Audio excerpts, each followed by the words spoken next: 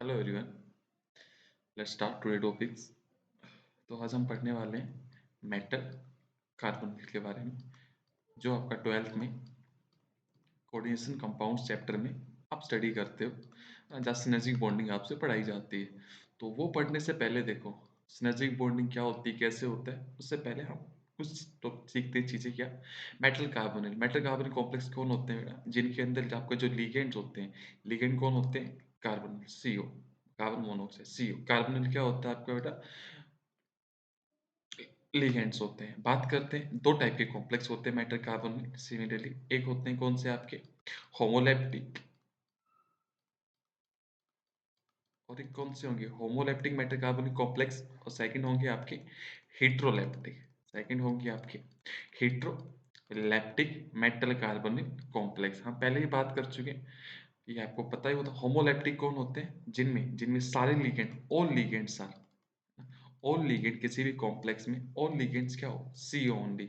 Carbonyl हो आपके सारे लिगेंड, उनको आप क्या बोलोगे? Homoleptic metal carbonyl complex. और हेट्रो, जैसे एग्जांपल के तौर पे क्रोमियम CO होल 6 आपका, ये क्या हो जाएगा? मेटल कार्बन कॉम्प्लेक्स होगा आपका बेटा, होमोलैप्टिक वाला। और हेट्रोलैप्टिक की बात करते हैं, जहाँ जो आपके साइड लिगेंड होंगे, जहाँ जो आपके साइड लिगेंड हो, वो कौन कौन हो? वो कार कार्बोनिल हो, प्लस में कोई अदर लिगेंड भी साथ में हो। मतलब अकेला सिर्फ कार्बोनिल ना हो के उसके साथ में कार्बोनिल तो हो ही हो, उसके साथ में कोई भी अदर लिगेंड हो, तो वो हेट्रोलैप्टिक मेटल कार्बोनिल कॉम्प्लेक्स होगा। जैसे एग्जांपल के तौर पे CO whole thrice, PPS3 whole thrice. तो ये क्या हो गया? देखो 3 PPS3 लिगेंड है आपके पास और 3 क्या? CO। तो 2 डिफरेंट टाइप के लिगेंड्स आ रहे हैं, तो ये हेट्रोलैप्टिक मेटल कार्बोनिल कॉम्प्लेक्स आपका होगा। अब बात करते हैं किसके बारे में, कि जो आप CO जब बॉन्डिंग करता है मेटल्स के साथ, तो आपको पता है सिनर्जी बॉन्डिंग होती है। तो उसके बारे में डील करने से पहले हम क्या पढ़ते हैं? किसके? Ammo diagram, molecular orbital diagram of CO। तो ये हमें एक्चुअल पिक्चर देगा बॉन्डिंग किस तरीके से होती है। बात करते हैं molecular orbital diagram of, molecular orbital diagram of किसका? CO का। तो CO का, कार्बोनिल्स का हम मॉलिक्यूलर ऑर्बिटल डायग्राम स्टडी करते हैं। देखो होता क्या है ये आपको देखो, एक तरफ क्या होता है आपका? CO के एटॉमिक ऑर्बिटल ड्रॉ करते हैं, और दूसरी तरफ आप किसके ड्रॉ करते हैं? हम लोग ऑक्सीजन के molecular orbitals, atomic orbital draw करते हैं। तो होगा क्या? इधर देखो, आपको अच्छे से पता था, हम सिर्फ वैलेंस शेल, कार्बन्स के पास जो वैलेंस इलेक्ट्रॉन होते हैं, वैलेंस इलेक्ट्रॉन कितने होते हैं? 4, है ना? और ऑक्सीजन के पास जो आपके वैलेंस इलेक्ट्रॉन होते हैं, वो कितने होते हैं आपके? 6 इलेक्ट्रॉन्स होते हैं। तो हम करते हैं सिर्फ वैलेंस शेल वाले, है ना? वैलेंस ऑर्बिटल्स को ड्रॉ करते हैं, इनर वाले 1s वाले को ड्रॉ नहीं करते हैं, क्योंकि वो 1s से बॉन्डिंग एंटी बॉन्डिंग बनेगा, वो कट जाएँगे, उनका कोई लेना-देना नहीं होगा। देखो इसके पास क्या होगा वैलेंस शेल में? 2s और 2p होगा। तो ये मान लो इसका कौन-सा? 2s, और यहाँ पे इसके क्या? 2p ड्रॉ कर देते हैं। तो ये इसके 2p, 1, 2 और 3, ये आपके इसके 2p हो गए कार्बन के, और ये 2s। अब जो ऑक्सीजन्स के ऑर्बिटल्स आएँगे, वो क्या आएँगे? इसके नीचे आएँगे, क्योंकि जो ज़्यादा इलेक्ट्रोनेगेटिव होता है, उसके एटॉमिक ऑर्बिटल्स लो एनर्जी के होंगे, ये आपको पता है। तो मान लो इसके जो 2p है, वो 2p कहीं है, यहाँ एग्ज़िस्ट कर रहे हैं, ये इसके 2p हो गए। ये ऑक्सीजन के 2p उससे लोअर एनर्जी के, और ये ऑक्सीजन का क्या हो गया आपका? 2s, है ना? ऑक्सीजन का आपका 2s ऑर्बिटल। अब क्या होगा आपको अच्छे से पता होता है, क्या? कि कार्बन में क्या होती है? sp मिक्सिंग होती है। तो sp मिक्सिंग होगी, तो ये मान लो कार्बन का p का कौन-सा? pz है, ये आपके px और एक आपका py, यही होगा। तो एक s और एक p मिक्सिंग करेंगे, जब मिक्सिंग करेंगे तो क्या? sp मिक्सिंग होगी यहाँ पे, और जब sp मिक्सिंग होगी तो क्या बनेंगे? 2 नए ऑर्बिटल बनेंगे। तो 2 नए बनेंगे, तो एक की एनर्जी इससे ऊपर होगी, तो एक आपका यहाँ बन गया और एक आपका यहाँ बन गया, 2 नए। और दोनों क्या होंगे? ये spz और ये भी क्या होगा आपका? spz orbital. क्लियर इतनी कहानी। तो नए आपके हाइब्रिड ऑर्बिटल आप बोल सकते हो इनको, आप बोलना चाहो तो, है ना? लेकिन वो वीवीडी की कहानी होती है। अब देखो, अब बात करते हैं इनकी मिक्सिंग करवाते हैं। जब हम इसकी मिक्सिंग करवाते हैं, तो देखो ये मान लो हाइब्रिड ऑर्बिटल है। अगर ये हाइब्रिड ऑर्बिटल है, तो ये हमेशा क्या बनाएँगे? सिंपल सी बात, सिग्मा, ओनली सिग्मा बॉन्ड की फॉर्मेशन करेंगे। अगर ये सिग्मा बनाएगा, तो इधर देखो ये किसके साथ और सिग्मा बनाएगा? वही कहानी, 2s तो लो बहुत ही कम एनर्जी का हो गया। अगर बहुत ही लो एनर्जी का जा चुका है बेटा, तो इसके साथ तो मिक्सिंग होगी नहीं। ये as it is non bonding आपका चला जाएगा। ये as it is non bonding चला जाएगा। बात करते हैं sp-Z की बेटा, ये 2s तो अब रहा नहीं होगी, पी के साथ मिक्स कर गया, उनमें 2 नए ऑर्बिटल बन गए आपके, तो ये sp-z एक क्या पकड़ेगा, एक p लेगा और एक p कौन-सा? वही जो सेम सिमेट्री का होगा, मतलब ये मान लो pz होंगे और 2 कौन से होंगे? px और py होगा, तो एक ये इनमें से मान लो pz क्योंकि सेम सिमेट्री है, तो ये एक pz क्या बनाएगा? सिग्मा बनेगा पहले, है ना? तो सिमिलरली एक क्या बना आपका? सिग्मा और सिग्मा mo बनाया। सिमिलरली उसके बाद में क्या होगा? अब दूसरा p वाला ये तो जाएगा नहीं, पाई बनाना है दूसरा वाले, अब पाई बनाने हैं तो कौन से? p वाले आएँगे। मिक्सिंग करने के लिए तो 2 पी ये वाले आपके पीएक्स और पीवाई इसके पीएक्स पीवाई के साथ ओवरलैपिंग करेंगे, मिक्सिंग करेंगे और क्या बनाएँगे? पाई मॉलिक्यूलर ऑर्बिटल बनाएँगे 2 तो ये 2 पाई बन गया आपका बॉन्डिंग मॉलिक्यूलर ऑर्बिटल। सिमिलरली इसका क्या बनेगा? एंटी बॉन्डिंग बनेंगे पाई वालों के, तो ये आपके क्या बन गए? पाई स्टार बन गए, है ना? एक बॉन्डिंग और एक एंटी बॉन्डिंग, ये पाई स्टार। सिमिलरली सिग्मा वाले का क्या बनेगा? एंटी बॉन्डिंग, तो सिग्मा स्टार बहुत ही हाई एनर्जी का जाएगा, ये सिग्मा स्टार हो जाएगा आपका। क्लियर है? तो आपके सिग्मा, पाई, पाई स्टार और सिग्मा स्टार। अब देखो जो sp-z था ये बॉन्डिंग में जाता नहीं है, जाता तो इसकी एनर्जी सेम रहेगी, इसकी एनर्जी उसी लेवल पे रहेगी तो ये क्या कहलाएगा? नॉन बॉन्डिंग कहलाएगा और नॉन बॉन्डिंग कहलाएगा। अब देखो आपके पास वैलेंस शेल में कितने इलेक्ट्रॉन्स हैं? 10 इलेक्ट्रॉन है, 4 इसके इलेक्ट्रॉन्स और 6 इसके हैं और टोटल इलेक्ट्रॉन 10, 10 इलेक्ट्रॉन की फिलिंग करनी है तो 2 इसमें फिल कर दिया हमने, है ना? 2, 2 इसमें कर दिया, 4, 6, 7, 8, 9 और 2 ना 8 और 2 10 2 2 4 2 6 2 8 और 2 10 10 इलेक्ट्रॉन्स हो चुके हैं। तो इधर देखो ये इसको क्या बोलोगे आप बेटा? हाईएस्ट ऑक्यूपाइड मॉलिक्यूलर ऑर्बिटल है ये, तो ये क्या कहलाएगा? सीओ का होमो कहलाएगा।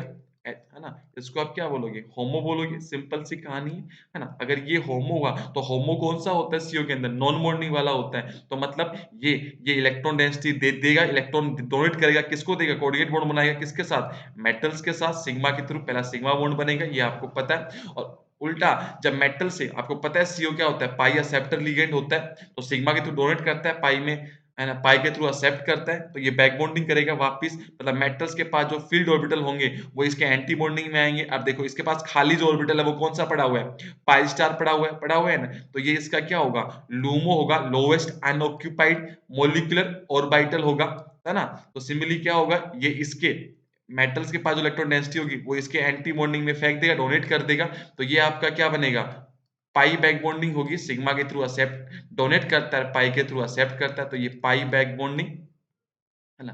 पाई बैक बॉन्डिंग या इसी को आप क्या नाम देते हो? सिनर्जिक बॉन्डिंग का नाम देते हो। किसका नाम देते हो? सिनर्जिक बॉन्डिंग का नाम देते हो। तो ध्यान रखना जब इलेक्ट्रॉन सीओ तो सीओ डोनेट करता है, तो किसके थ्रू देता है? नॉन बॉन्डिंग वाला इलेक्ट्रॉन डोनेट करता है। जब एक्सेप्ट करता है तो कौन से वाले ऑर्बिटल में करता है? पाई स्टार में करता है। कौन से वाले में करता है? पाई स्टार में करता है। तो हम बोल सकते हैं यहाँ से कि जो सीओ होता है, वो सीओ कैसा लिगैंड है आपका? पाई एक्सेप्टर लिगैंड है। सीओ कैसा है आपका? पाई एक्सेप्टर लिगैंड है ना?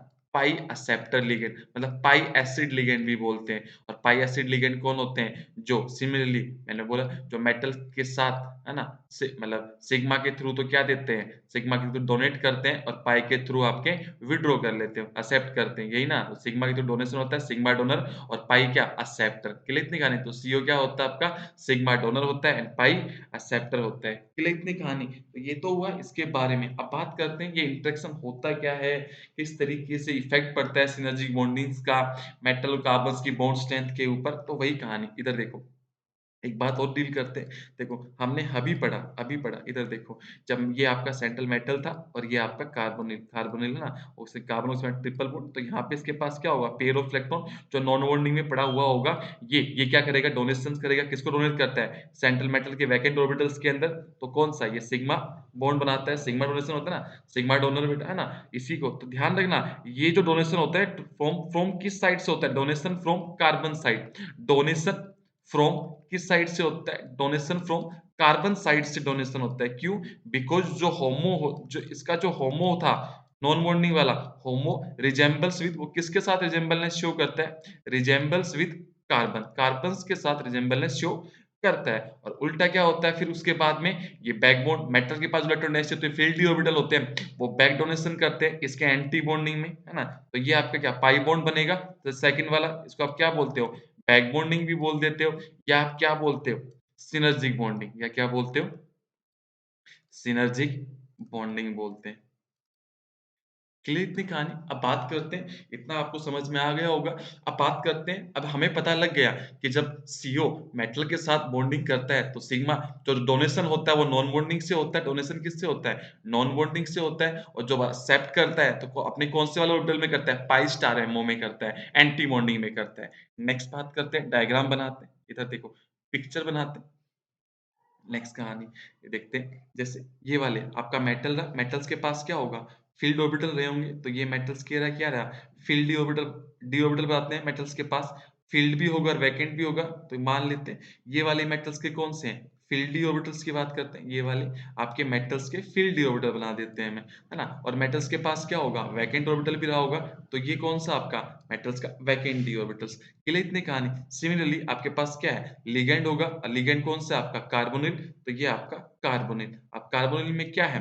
देखो पाई बॉन्ड है, सिमिलरली एक क्या रहा होगा? नॉन बॉन्डिंग रहा होगा, फील्ड नॉन बॉन्डिंग वाला, तो ये आपका फील्ड ऑर्बिटल रहा इसके पास, और पाई स्टार होंगे नॉन बॉन्डिंग वाले, तो वैकेंट होंगे, तो ये आपके क्या रहे? वो वैकेंट ऑर्बिटल रहे। क्लियर इतनी कहानी, है ना? ये आपके क्या है? वैकेंट है, वैकेंट ऑर्बिटल है कार्बोनिल्स के, जिसको आप पाई स्टार बोलते हो। क्लियर इतनी कहानी, है ना? नेक्स्ट कहानी, मेटल्स के पास ये वाले कौन से हैं आपके? फील्ड ऑर्बिटल है, ये वाले कौन से हैं आपके? फील्ड ऑर्बिटल है। क्लियर इतनी कहानी, फील्ड डी ऑर्बिटल्स। क्लियर इतनी कहानी। अब देखो, पहला पहला डोनेशन किसकी तरफ से होगा? CO की तरफ से होगा, तो ये क्या बनाएगा? इनके साथ मिक्सिंग करेगा तो सिग्मा बॉन्ड, ये वाला डोनेशन कौन सा? सिग्मा बॉन्ड की फॉर्मेशंस करेगा। उसके बाद में क्या होगा आपका? बैक डोनेशन होगा, किसके? मेटल्स के डी पाई इलेक्ट्रॉन से, ये वाले मेटल्स के फील्ड पाई होंगे बेटा, ये पाई बॉन्ड बनेगा या नहीं बनेगा? यहाँ पे क्या, तो ये मेटल्स के कौन से हैं? डी पाई ऑर्बिटल से, डी वाले ऑर्बिटल से। क्लियर इतनी कहानी। तो जो पाई बॉन्ड बन रहा है, जो बैक डोनेशन हो रहा है, ये वाला जो बैक डोनेशन हो रहा है, वो कौन सी ओवरलैपिंग से हुआ है? देखो मेटल के कौन से डी पाई ऑर्बिटल मिक्स कर रहे हैं, किसके साथ कर रहे हैं? इसके एंटी बॉन्डिंग, एंटी बॉन्डिंग कौन था इसका? ये पाई स्टार था, तो वैकेंट कौन सा था? तो डी पाई पाई स्टार ओवरलैपिंग होती है। क्लियर? ये क्या कार्बोनिल में होती है? नहीं, ये उन सारे लिगेंड्स में होती है जिनमें मल्टीपल बॉन्ड होता है। मल्टीपल बॉन्ड, डबल या ट्रिपल बॉन्ड। तो कहने का क्या मतलब है? ये बॉन्डिंग आपकी किस-किस में हो सकती है? CO में भी होती है, ध्यान रखना। कार्बोनिल में भी होती है, NO, नाइट्रोसिल में भी होती है NO प्लस में, और किसमें? एल्कीन में भी, एल्काइन्स में भी, एटसेट्रा इन सब में होती है। क्लियर इतनी कहानी। मतलब क्या होता है? तो इस हम बोल सकते हैं जो CO हुआ, वो CO क्या हुआ आपका? सिग्मा डोनर हुआ, सिग्मा डोनर सिग्मा के थ्रू डोनेट किए, एंड क्या हुआ? पाई एक्सेप्टर हुआ, है ना? अपने एंटी बॉन्डिंग में इलेक्ट्रॉन्स को एक्सेप्ट करता है। क्लियर? मेटल्स के डी। अब बात करते हैं, इधर देखो, जब मेटल डोनेट करेगा तो मेटल के पास फील्ड ऑर्बिटल होने चाहिए, है ना? अब फील्ड मतलब मेटल यहाँ पे लो ऑक्सीडेशन स्टेट में होना चाहिए, ऑक्सीजन स्टेट कम होनी चाहिए, जैसे 0, -1, -2 एटसेट्रा। लो ऑक्सीजन स्टेट में होना चाहिए। अगर हायर ऑक्सीजन स्टेट में होगा तो इसके पास ये इलेक्ट्रोनेगेटिव फेंकना, रिलीज़ करना नहीं चाहेगा। क्लियर इतनी कहानी।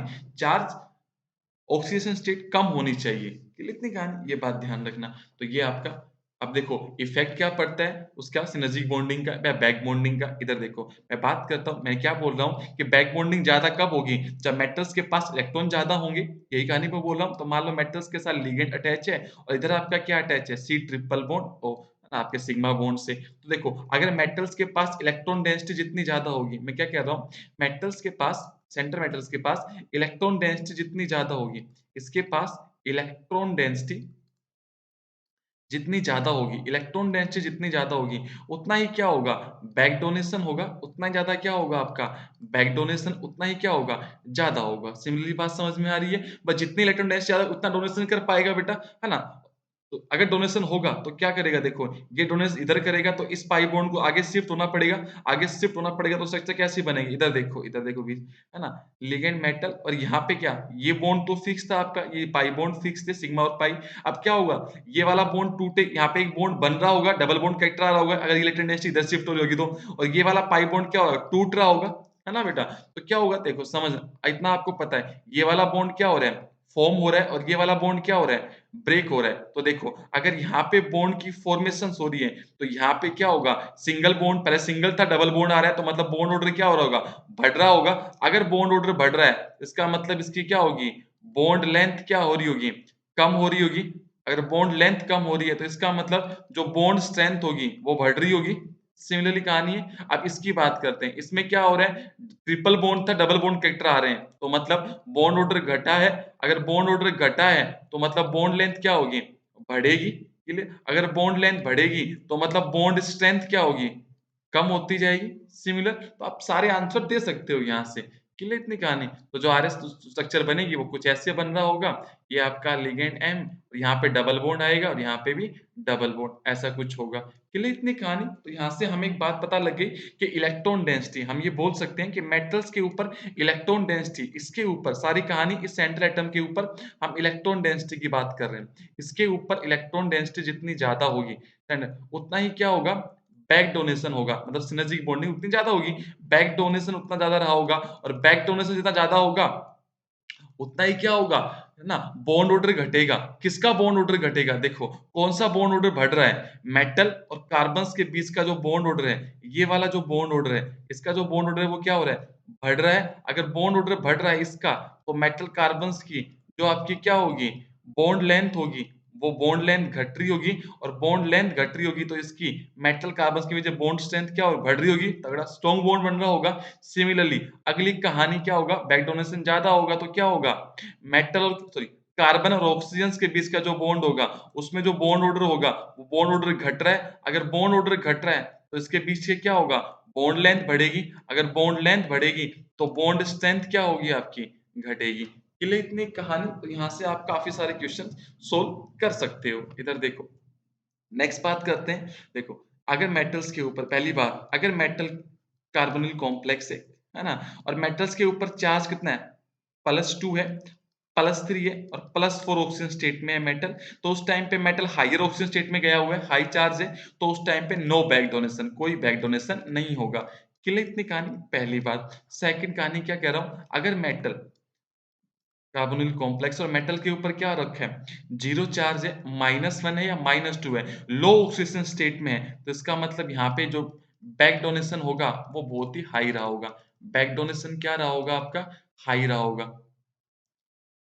है ना? नेक्स्ट कहानी अगर बात करते हैं, थर्ड बात क्या बोलता है, मेटल और कार्बोनिल्स के बीच में जो बॉन्ड है, और मेटल यहाँ पे क्या है, +1 में है, तो ये आपका कहाँ आता है, बॉर्डर लाइन पे आता है। ये आपका कहाँ आता है, बॉर्डर लाइन पे आता है। क्लियर इतनी कहानी, है ना? अब देखो, ये वाला कंसेप्ट के ऊपर एक क्वेश्चंस करते हैं, इसके ऊपर जो नीट ने पूछा हुआ है। तो देखो डील करते हैं।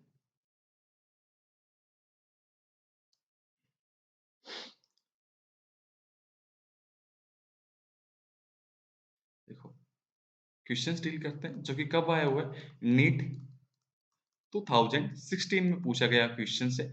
क्या पूछा हुआ है, ये पूछा हुआ है, which of the following which of the following has longest CO, carbon और ऑक्सीजन के बीच की जो बॉन्ड लेंथ है वो सबसे ज्यादा है। क्लियर इतनी कहानी। इधर देखो, अब बिल्कुल आंसर आएगा आपसे यहाँ का। कैसे आएगा, यही ऑप्शन क्या क्या है आराम से आ जाएगा। पहला ऑप्शन है NiCO आपका होल 4। सेकंड ऑप्शन है आपके पास cobalt CO whole 4 -1 charge. C option है FeCO whole 4 square bracket 2 minus. And D option है MnCO6 और आपका +1 चार्ज। देखो, बात करते हैं, मैंने क्या बोला, जहां मेटल्स के ऊपर, ये बात हम बात कर चुके हैं, मेटल्स के ऊपर इलेक्ट्रॉन डेंसिटी जितनी ज्यादा होगी, यही बात बोला, मेटल के ऊपर इलेक्ट्रॉन डेंसिटी जितनी ज्यादा होगी, उतना ही क्या होगा आपका, बैक डोनेशन ज़्यादा होगा, उतना ही आपका क्या होगा, बैक डोनेशन ज़्यादा होगा, है ना? और जितना बैक डोनेशन होगा, उससे क्या होगा, जो कार्बन और ऑक्सीजन की बात करते हैं हम, तो कार्बन और ऑक्सीजन्स का, इसका बीच का, इनके बीच का जो बॉन्ड ऑर्डर था, वो बॉन्ड ऑर्डर क्या होगा, घटेगा। अगर बॉन्ड ऑर्डर घटेगा, है ना, तो क्या होगा, बॉन्ड लेंथ बढ़ेगी, और बॉन्ड लेंथ बढ़ेगी तो बॉन्ड स्ट्रेंथ कम हो जाएगी। तो पूछा किसका जा रहा है, which is the longest bond length, है ना? तो लॉन्गेस्ट बॉन्ड लेंथ जो बीच में किसमें होगी, जिसमें इलेक्ट्रॉन डेंसिटी मेटल पे ज्यादा रही होगी। बात करते हैं इसमें निकल किसमें, जीरो चार्ज में। इसमें कोबाल्ट किसमें, -1 ऑक्सीजन स्टेट में है। इसमें आयरन किसमें, -2। और इस वाले में किसमें, +1। तो जितना चार्ज कम होगा, उतना ही इलेक्ट्रॉन डेंसिटी ज़्यादा होगी, है ना? तो सिमिलरली बात है इलेक्ट्रॉन डेंसिटी की बात करते हैं। तो इलेक्ट्रॉन डेंसिटी सबसे ज़्यादा किसमें? सी वाले में, उसके बाद में आपका किसमें? बी वाले में, उसके कम ए वाले में और सबसे कम डी में +1 आया हुआ है। जितना चार्ज कम होगा उतनी इलेक्ट्रॉन डेंसिटी ज़्यादा। तो सबसे ज़्यादा इलेक्ट्रॉन डेंसिटी किसमें है? इस वाले में, आयरन वाले में। तो इसमें से बैक डोनेशन ज़्यादा होगा, बैक डोनेशन ज़्यादा होगा तो CO की जो बॉन्ड होगा वो घटेगा, बॉन्ड लेंथ बढ़ेगी, बॉन्ड स्ट्रेंथ कम हो जाएगी। तो आंसर क्या आएगा? सी। आई होप यहाँ तक आपको ये टॉपिक समझ में आया होगा। अगर आपने देखा है तो please like and subscribe. Thank you so much.